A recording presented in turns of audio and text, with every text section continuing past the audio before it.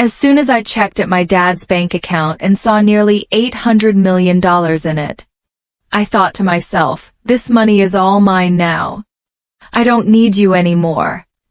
After my kind father-in-law passed away, I was still grieving when my husband came to me and casually dropped the news that he wanted a divorce. It turns out he was only showing his true colors after getting his hands on the $800 million inheritance from his father. He saw me as nothing more than an ATM, just waiting for Dad to pass away so he could live a lavish life without having to work. I had seen glimpses of his true nature before, but I never realized he was this awful. Before I knew it, I was clenching my fists, angry at myself for being fooled into this marriage. I could accept being deceived, but I couldn't stand him speaking badly about my kind father-in-law. "Fine," I said. "Hand me those divorce papers." I snatched the papers from my husband, signed them quickly, and threw them back at him. "All right, the rest is up to you," I told him. "Yeah, leave it to me," he replied smugly. He offered to send my belongings, and I walked past him out of the living room and left the house. I knew my husband would regret divorcing me. Sure enough, he called me later, panicking when I explained that the $800 million was just a fantasy. "Hello everyone, my name is Emily. I'm 43 years old and I work in sales. My husband Charles is also 43 and he used to work in sales but now stays at home. There's a story behind him becoming a homemaker, but to explain that, I should start with my first husband. This is my second marriage. My first husband died in a work accident 5 years ago, leaving me a widow. Between life insurance and severance pay, I received about $800,000. Since my first marriage happened later in my 30s, we didn't have any children. I inherited the money along with my ex-in-laws, but they told me, "We're almost 82 years old and don't have much time left, so we don't need it." I couldn't accept that and decided to give the money to my ex-brother-in-law and his wife, who were living with my ex-in-laws. However, they also said, "We don't need much. Since it was my brother's money, you should use it." So they only took a small portion of the money. In the end, after paying a significant amount in inheritance taxes, most of the money ended up with me. Combined with our savings and the fact that I had a job, I became fairly well off by the age of 41. But even with all that, sitting alone at home and looking at the numbers in my bank account, I felt empty. When I came home from work, no one was there and no one ever would be. The bed beside me stayed perfectly made, just as it was before I went to sleep. The worst part was when I accidentally made breakfast for two. As I took a bite of the second piece of toast, I thought, this must be what it feels like to have a hole in your heart. I really wanted to take some time off, but I had to keep working. So, I went back to my job with this emptiness inside me, constantly feeling a sense of void. I desperately wanted someone, anyone, to listen to me. That someone turned out to be my current husband. When I told him about my husband passing away and how I had to take some time off because of it, he said, "I'm sorry for any inconvenience." I quickly replied, No, it was no inconvenience at all. Besides, your husband was a lucky man to have someone who cared for him so much. I'm sure he was very happy." He then shared a bit about himself, saying, "As for me, I'm terrible at relationships. Even when I do date someone, I get dumped quickly. I know it's because of my careless personality, but it seems hard to change who you are. My husband and I were business acquaintances before we got to know each other better. I knew he was a cheerful person, so when I visited his company, I ended up telling him everything. Normally, anyone would find such a dark and heavy story off-putting, but he listened quietly and then cheered me up with some light-hearted jokes. His words and smile seemed to fill a bit of the hole in my heart. He continued to listen to my stories, and we started meeting outside of work. One day, while we were talking, I accidentally dropped a receipt, and he jokingly said, "Wow, my wallet is twice as thick with coins." "You dropped a receipt," and we both laughed. "I need to organize it, but it's such a hassle," he said. When he tried to pay at a store, receipts started falling out as he pulled out some cash. I picked up the receipts and handed them back to him, and he stuffed them back into his wallet, complaining about the coins. It seemed like the receipts were also making his wallet bulky. "You're like a kid, Charles," I teased. "What?" "I'm 45, you know," he replied. Just as he said, he was a bit careless, but watching him, I felt the hole in my heart slowly start to close. We kept meeting privately, and a year later, he told me he had feelings for me. It had only been a year since my previous husband passed away, so I was torn. But I felt like my late husband was telling me, "Don't stay stuck. Move forward." So I decided to start dating Charles. People around us had their opinions, but making that important decision helped me begin to heal. However, just a month later, Charles gave me an even bigger concern and asked me to make an incredibly important decision. Shouldn't we get married? Given our age, it's better to decide sooner rather than later. This time, I couldn't hear my late husband's voice guiding me. It felt like he was telling me to trust my own intuition and keep moving forward. So I decided to marry Charles. "Okay, let's get married," I said, surprising even myself with how quickly I made that decision. It was likely Charles's personality rubbing off on me. I started to think that a bit of carelessness wasn't so bad if it made me more positive. At the same time, I learned from Charles that too much carelessness could be problematic. "Wait, you live with your dad?" I asked. "Yeah, just recently. He got sick and needs help with daily living. He kept working past 73, thinking he was still young, and now this happened." "What about your mom? Is she helping him?" "Huh? Didn't I mention it? My mom's not around. My parents divorced when I was young, and I haven't seen her since. This is the first I'm hearing of it. Sorry, don't be mad, but it's a heavy topic to bring up when we weren't sure about getting married yet, right? I figured I'd tell you later. Even if you put off talking about living together, you could have told me about your parents. I would have known that living together might be an option." "Well, let's not sweat the small stuff. Just meet my dad and then decide if you're okay with living together. And if I say I can't live with him?"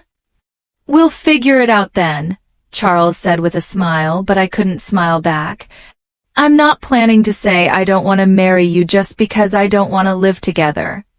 I just wish you had told me the important things earlier. I thought being careless wasn't so bad, but now I see it's not a good thing after all." In the end, I agreed to meet his father as Charles suggested. Then I began to understand what he meant by small stuff. "Your house is pretty big," I said. "Just a bit. It's just me and Dad, so we have some extra rooms. If you move in, you can use any of the spare rooms," Charles replied. I was about to meet his dad for the first time, so I was a little nervous. Ignoring my feelings, Charles opened the gate and walked towards the front door. His house was 3 stories high, slightly bigger than the neighboring houses. Living there with just the 2 of them seemed quite luxurious. That's what I thought, but Charles seemed dissatisfied. "Dad's so stingy. He should have built a bigger house," he muttered to himself. But I was too nervous about meeting his dad to confirm what he said. "Dad, I brought her." "This is Emily," Charles said. "Nice to meet you," I said. "Sorry to greet you from bed." "It's been hard to move lately," his dad replied. "Please don't strain yourself," I said. Charles's father propped himself up with Charles's help. He wasn't bedridden, and it seemed he could get up and walk slowly with a bit of help, so he could manage with some assistance. Despite his physical issues, his father seemed sharper than I expected. "So, Emily, you're in sales for office equipment. With the move to paperless offices, selling the hardware must be getting tougher, right?" his dad asked. "Yes, industry-wide equipment sales have been declining for about 11 years. So, everyone is focusing on new services or business expansion," I replied. Considering that the domestic market for the equipment is almost saturated, you need to look at countries where there's still demand for new services. IT integration might be the way to go. I think there's something called MPS, right? He said. I completely forgot I was talking to my future father-in-law. The conversation flowed so naturally into work talk that I switched to work mode. His father didn't push too hard on the marriage topic either. He was probably being considerate of my feelings. After just a few minutes of talking, I found myself respecting him. I started to understand why Charles called living together small stuff. He probably knew I wouldn't oppose living with his dad. About 30 minutes into our conversation, his father said, "My back's starting to hurt. Sorry to cut this short, Emily, but I need to rest. Please take care of Charles. He's quite a chatterbox." "Sure, I will," I replied. Was sure the right response?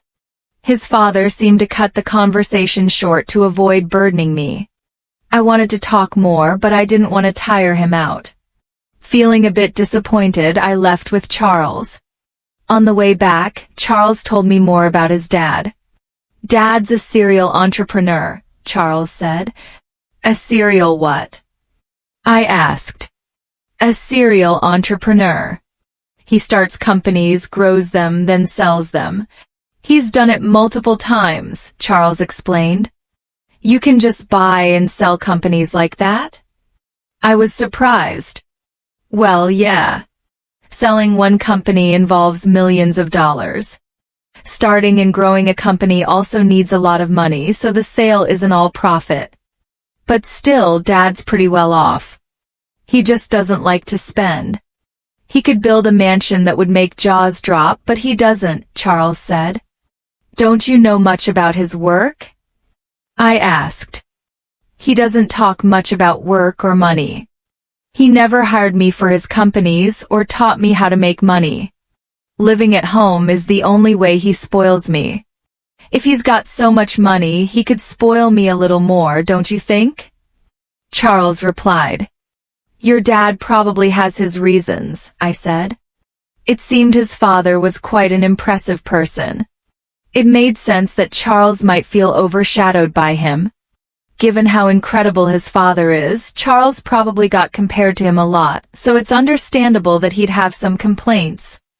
"By the way, why did your mom leave? Your dad seems so kind." "It's hard to imagine their marriage not working out," I asked. "Mom spent a lot and wanted an easy life. After the divorce, people only came after Dad's money, so he decided never to marry again. He focused on work instead. With that much money, he could have spent a bit, don't you think?" Charles answered. "I don't believe in spending money just because you have it," I said. From what Charles told me, it seemed his mom relied on his father's money, so I couldn't agree with Charles on this point. But I think his words came from feeling inadequate compared to his father. Later, I talked with Charles about living with his father. His father currently relies on Charles for help and also gets assistance from a home helper when Charles is at work. I thought my husband and I would continue working while getting help from a home assistant to take care of my father-in-law. However, Charles surprised me with a different idea. "I want to quit my job and take care of Dad," Charles said. "What? Quit your job?" I was shocked. Dad's such an incredible person, right? I feel like I haven't done anything for him all this time. So, from now on, I want to support him without relying on a caregiver. "I'll be like a homemaker," Charles explained. "I'll take care of the house too," he added. "Are you sure you won't regret quitting your job?" I asked. "I'd regret not doing anything for Dad more. I can go back to work after he's gone," he replied with a small smile. "That joke isn't funny," I said, feeling worried. I thought my husband might resent his father, but it turned out that wasn't the case. Despite everything, he really cared for his dad. "If you're going to be a homemaker, you better handle the housework properly," I warned. "Leave it to me," Charles said, puffing out his chest confidently. Since my father-in-law would cover his own expenses and my income would be enough for the two of us, I decided to leave the housework to my husband. When we got married and started living together, everything went as planned. I worked and Charles took care of the house. He managed the chores, handled the finances, and supported his dad. When I tried to help, he would say, "You're tired from work. I'll handle the house stuff. You rest." My father-in-law remained kind and shared many valuable stories with me. Our second marriage was going well. However, I noticed that my father-in-law would sometimes frown when he saw Charles doing housework. A month after we started living together, Charles began slacking off with the house chores. "You're sleeping on the couch again. You've been there all day, haven't you?" I asked. "No way. I went to the fridge when I was thirsty and to the bathroom too," Charles said, trying to defend himself. "That's not what I mean. What about dinner? Did you go grocery shopping?" I asked. "Dinner's ready, don't worry," he replied. I glanced at the kitchen, but there was no sign of any cooking. All I saw was an empty container on the dining table. It was clear he had been lazy all day. From this, I realized what Charles meant by "dinner's ready." Perfect timing, the intercom rang and Charles grabbed his wallet and headed to the door. I was too stunned to say anything. Charles had only handled the housework diligently for the first 3 weeks. After that, he gradually stopped doing anything, and I ended up cooking, cleaning, and doing the laundry. It's typical for someone with a careless personality to start strong and then quickly slack off. Caught up in the excitement of getting married, I hadn't foreseen this. My father-in-law, on the other hand, must have predicted it early on, which is why he frowned when he saw Charles doing housework.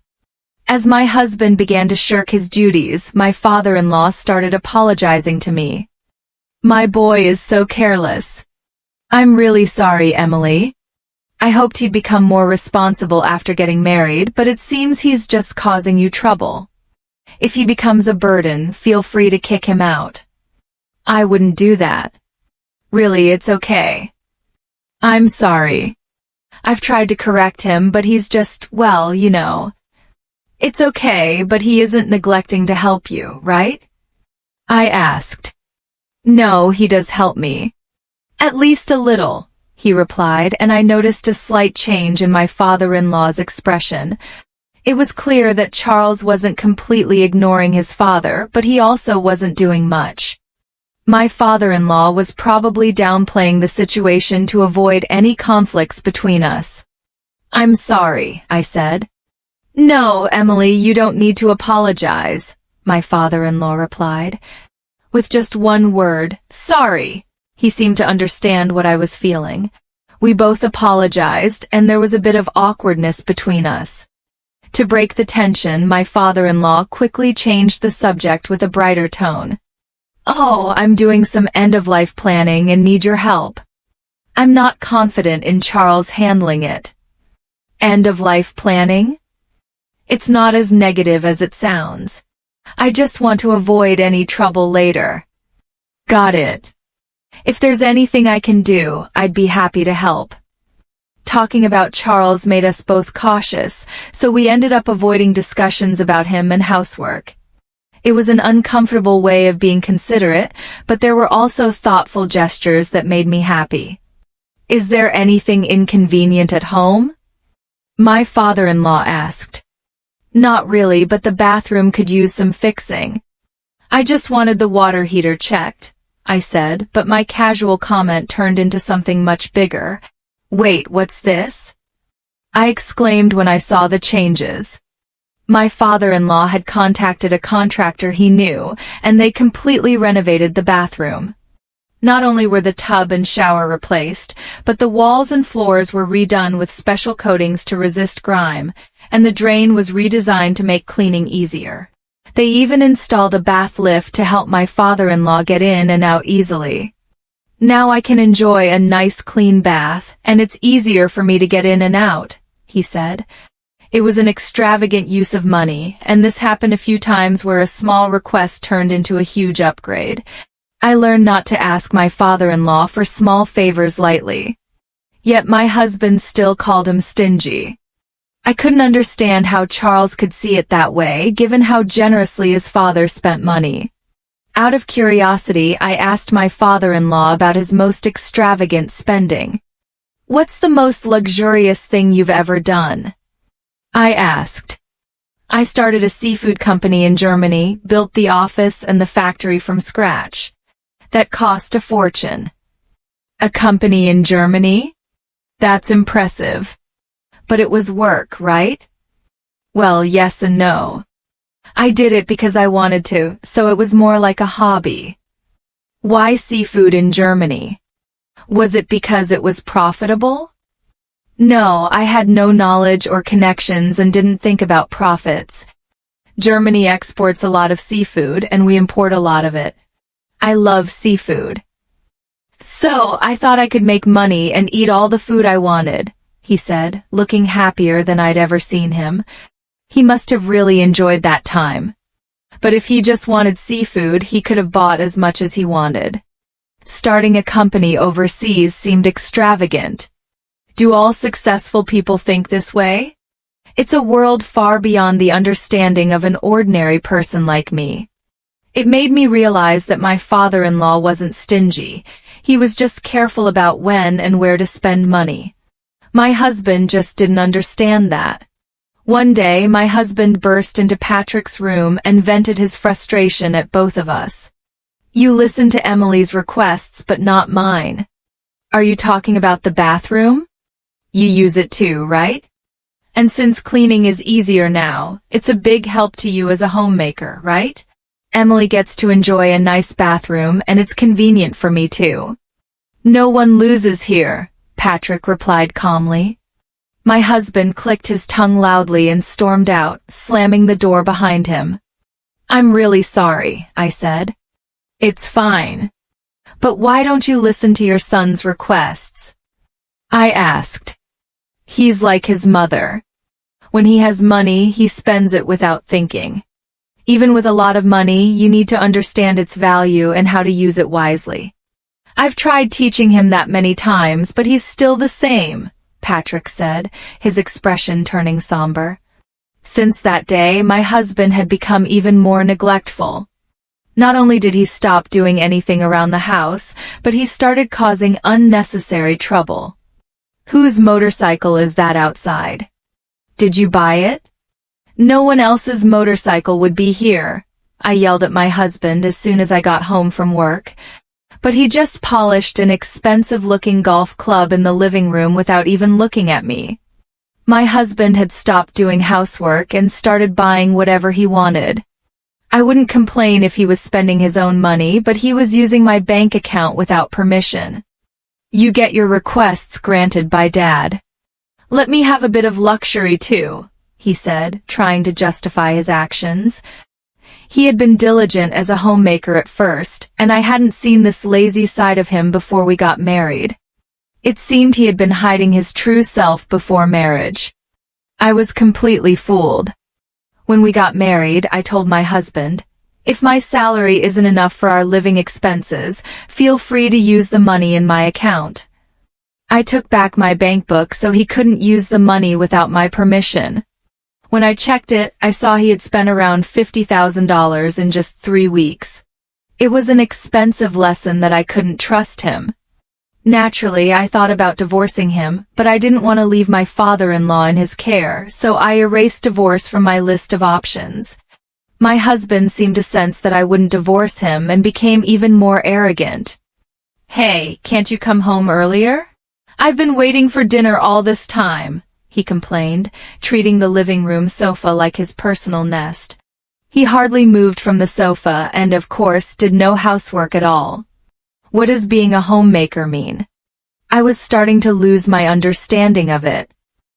He had said he didn't want to rely on a home assistant and wanted to be a good son, but he ended up hiring a caregiver again. Honestly, this made me feel better knowing my father-in-law wasn't left to my lazy husband. I decided to avoid my husband as much as possible, thinking, let sleeping dogs lie. With this mindset, the year flew by quickly. Then a significant event happened for both me and my husband. Thank you for everything. My father-in-law passed away just before turning 81. The time I spent with him was short, but incredibly meaningful to me. It felt like we had spent 11 years together. Even after the funeral, I couldn't pull myself together and felt a deep void in my heart. As I sat in the living room, lost in emptiness, my husband walked in with a cheerful expression. Hey, let's get divorced. What? That single word snapped me out of my daze. He was waving the divorce papers in my face. It wasn't a misunderstanding or a joke. I found Dad's bank account. Guess how much is in it? Nearly $800 million. So this money is all mine. You're no longer needed, ATM. When Dad collapsed a year ago, I didn't want to deal with taking care of him, so I looked for a wife. I figured you'd be an easy catch since you were grieving the loss of your previous husband. I see. So that's why you were in such a hurry to get married. That's part of it, but then I changed my strategy. You inherited money from your late husband, right? You never talked about it, but I figured his retirement and insurance would be substantial.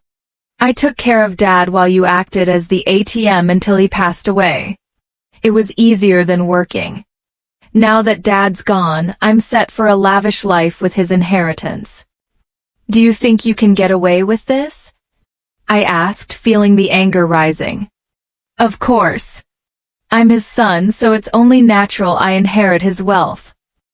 He worked until he collapsed, and I thought he'd live until 87, but he died sooner than expected, so I'm lucky, he replied smugly. I realized I was clenching my fists. It was my fault for being tricked into marrying him, and I could accept that. But I couldn't forgive him for speaking so badly about my kind father-in-law. I was ready to punch him, not caring about the trouble it might cause later, but then I felt like I heard my father-in-law's voice saying, "Stay calm." Right, there was no need to do anything rash. Are you sure about this? All right, give me the divorce papers, I said. I snatched the papers from my husband, signed them on the spot, and handed them back. Thanks for making this easy. I'll file these tomorrow. You can take all our savings. I've got $800 million, so take as much of that petty cash as you want, he said, clearly gloating. Okay then, yeah, leave it to me. I'll file the papers and send you your stuff if you want, I replied, walking past him and out of the house. As I left, my anger started to fade, and I felt a wave of laughter rising. My husband would soon regret divorcing me. That $800 million was just a pipe dream. A few days later, while staying at a hotel and looking for a new place to live, my ex-husband called. Hey, what the hell did you do? He yelled. I instinctively pulled the phone away from my ear as he started shouting. He seemed confused, so I needed to explain what was happening. I can guess what happened, but why don't you tell me? I asked calmly. When I tried to withdraw money from Dad's account, they said this money can't be withdrawn. What's going on? There should be $800 million in there, he said, his voice full of frustration. Looks like you didn't know. Since your dad didn't spoil you, you never took an interest in his affairs, right? And he never discussed his work with you, I explained. Stop with the riddles. There's money, right? He demanded. Yes, there's $800 million, but it's collateral, so you can't touch it, I replied. Collateral? He asked, his voice shaking. That's right. The money is in the account, but it's untouchable like a pie in the sky. Also, that money is about to be used to pay off debts, so it'll be gone soon, I explained. You're kidding. There's $800 million, and I can't use any of it? His voice grew quieter as he started to panic. I knew about the $800 million being used as collateral because I helped with my father-in-law's end-of-life planning. He had asked me to handle things if anything happened to him. Since he passed away, I was going to use the $800 million to settle his debts. But since my ex suddenly demanded a divorce, I left the paperwork to him, telling him to take care of the rest. What did Dad do with the $800 million? My ex asked. He used it for something he loved, I replied. What does that mean? He asked, confused. At over 72, Dad decided his next job would be his last and used his savings for something he enjoyed. That seafood processing and distribution company in Germany he always talked about. He trusted the management to locals and planned to enjoy his retirement here, but it was a huge failure and he lost almost everything. When he told me about it, he laughed, saying it was only natural since he did it without any real knowledge. He had no regrets about where he spent his money. To start that company, he borrowed $800 million using his savings as collateral, but it turned into debt. So he planned to repay it with another job. It seemed impossible, but he didn't think so. Even with the debt, he kept enough money for his retirement. In today's world where many struggle in retirement, it's impressive. However, while sorting out the Germany company, his health declined.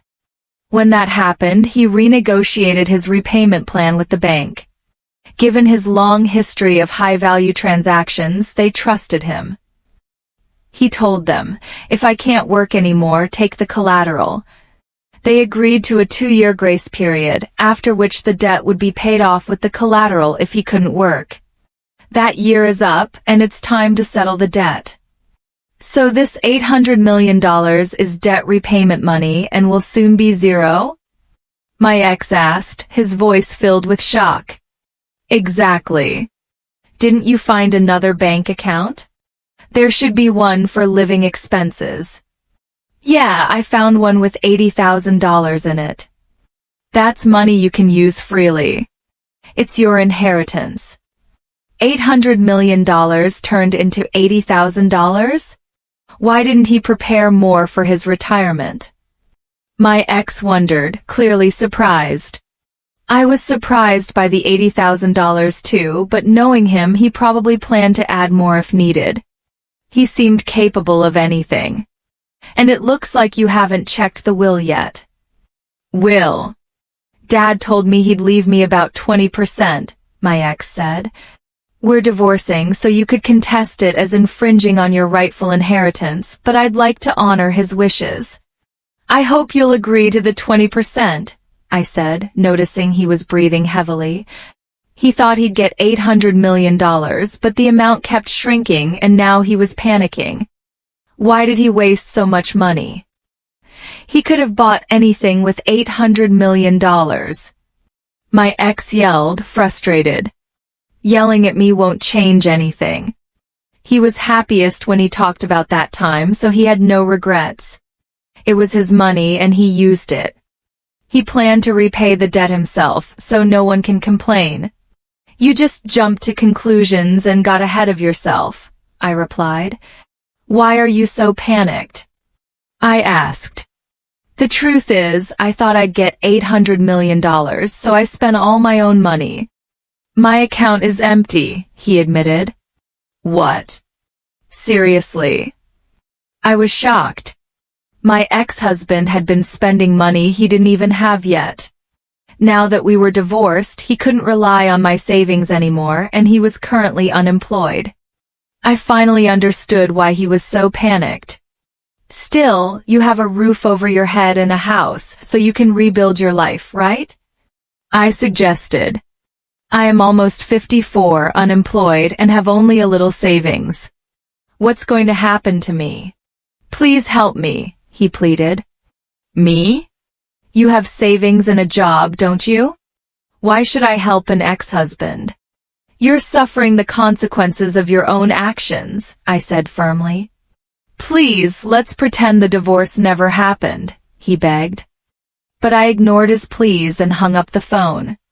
Having a careless personality is definitely not a good thing.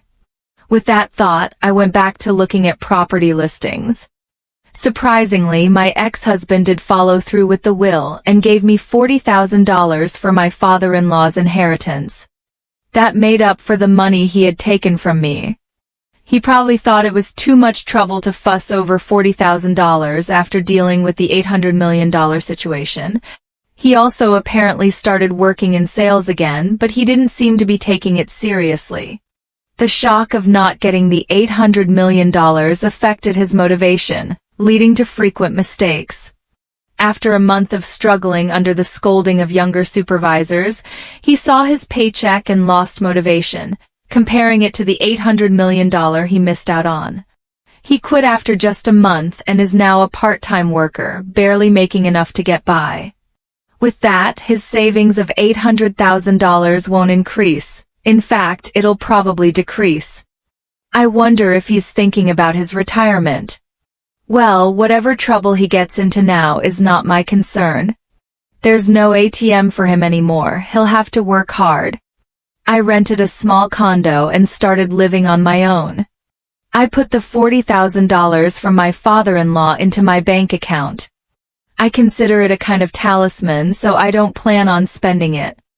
Seeing it in the account feels like I'm carrying a bit of my father-in-law's work spirit with me, which motivates me.